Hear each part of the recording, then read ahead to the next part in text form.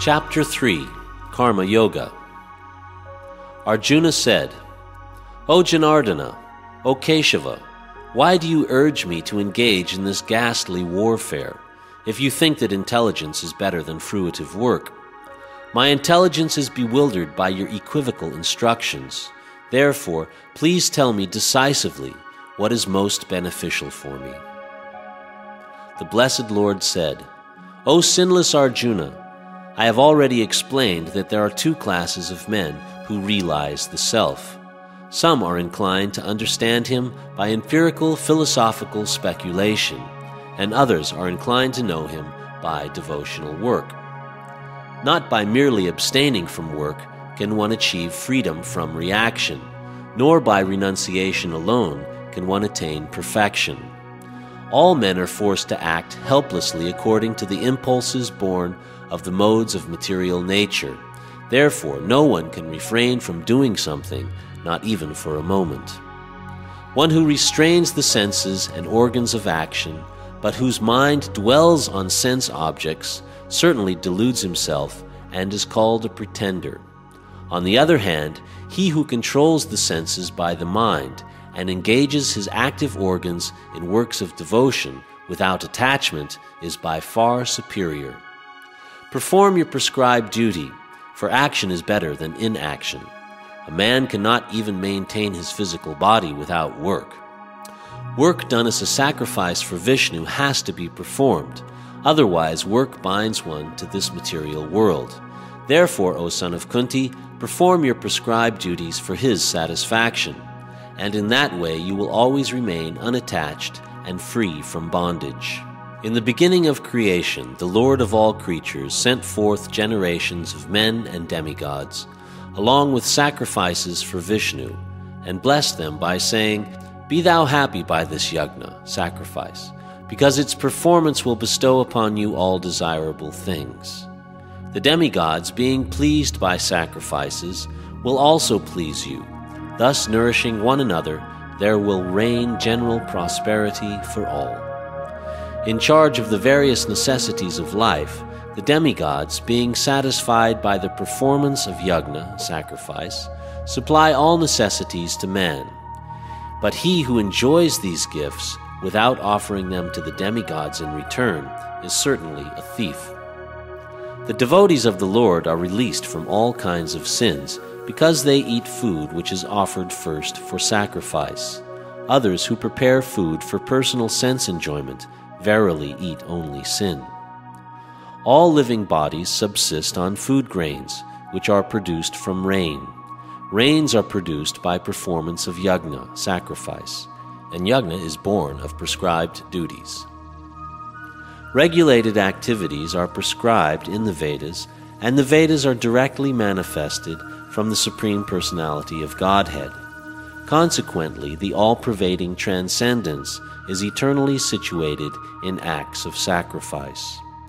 My dear Arjuna, a man who does not follow this prescribed Vedic system of sacrifice certainly leads a life of sin. For a person delighting only in the senses lives in vain. One who is, however, taking pleasure in the self, who is illumined in the self, who rejoices in and is satisfied with the self only, fully satiated, for him there is no duty. A self-realized man has no purpose to fulfill in the discharge of his prescribed duties, nor has he any reason not to perform such work, nor has he any need to depend on any other living being. Therefore, without being attached to the fruits of activities, one should act as a matter of duty, for by working without attachment, one attains the supreme. Even kings like Janaka and others attained the perfectional stage by performance of prescribed duties. Therefore, just for the sake of educating the people in general, you should perform your work. Whatever action is performed by a great man, common men will follow in his footsteps, and whatever standards he sets by exemplary acts, all the world pursues. O son of Pritha, there is no work prescribed for me within all the 3 planetary systems, nor am I in want of anything, nor have I need to obtain anything, and yet I am engaged in work. For if I did not engage in work, O Partha, certainly all men would follow my path. If I should cease to work, then all these worlds would be put to ruination. I would also be the cause of creating unwanted population, and I would thereby destroy the peace of all sentient beings.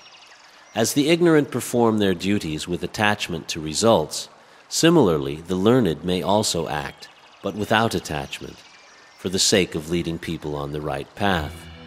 Let not the wise disrupt the minds of the ignorant who are attached to fruit of action. They should not be encouraged to refrain from work, but to engage in work in the spirit of devotion. The bewildered spirit soul, under the influence of the three modes of material nature, thinks himself to be the doer of activities, which are in actuality carried out by nature. One who is in knowledge of the absolute truth, O mighty armed, does not engage himself in the senses and sense gratification, knowing well the differences between work and devotion and work for fruitive results. Bewildered by the modes of material nature, the ignorant fully engage themselves in material activities and become attached. But the wise should not unsettle them, although these duties are inferior due to the performer's lack of knowledge. Therefore, O Arjuna, surrendering all your works unto me, with mind intent on me, and without desire for gain, and free from egoism and lethargy, fight. One who executes his duties according to my injunctions, and who follows this teaching faithfully, without envy, becomes free from the bondage of fruitive actions. But those who out of envy disregard these teachings and do not practice them regularly are to be considered bereft of all knowledge, befooled, and doomed to ignorance and bondage. Even a man of knowledge acts according to his own nature, for everyone follows his nature. What can repression accomplish? Attraction and repulsion for sense objects are felt by the embodied beings, but one should not fall under the control of senses and sense objects, because they are stumbling blocks on the path of self-realization. It is far better to discharge one's prescribed duties, even though they may be faulty, than another's duties. Destruction in the course of performing one's own duty is better than engaging in another's duties, for to follow another's path is dangerous. Arjuna said, O descendant of Vrishni, by what is one impelled to sinful acts, even unwillingly, as if engaged by force? The blessed Lord said, It is lust only, Arjuna, which is born of contact with the material modes of passion and later transformed into wrath, and which is the all-devouring, sinful enemy of this world. As fire is covered by smoke, as a mirror is covered by dust, or as the embryo is covered by the womb, similarly, the living entity is covered by different degrees of this lust. Thus, a man's pure consciousness is covered by his eternal enemy in the form of lust, which is never satisfied, and which burns like fire. The senses, the mind, and the intelligence are the sitting places of this lust, which veils the real knowledge of the living entity and bewilders him. Therefore, O Arjuna, best of the Bharatas, in the very beginning curb this great symbol of sin, lust, by regulating the senses, and slay this destroyer of knowledge and self-realization. The working senses are superior to dull matter. Mind is higher than the senses, intelligence is still higher than the mind, and he, the soul, is even higher than the intelligence. Thus, knowing oneself to be transcendental to material senses, mind, and intelligence, one should control the lower self by the higher self, and thus, by spiritual strength, conquer this insatiable enemy known as lust.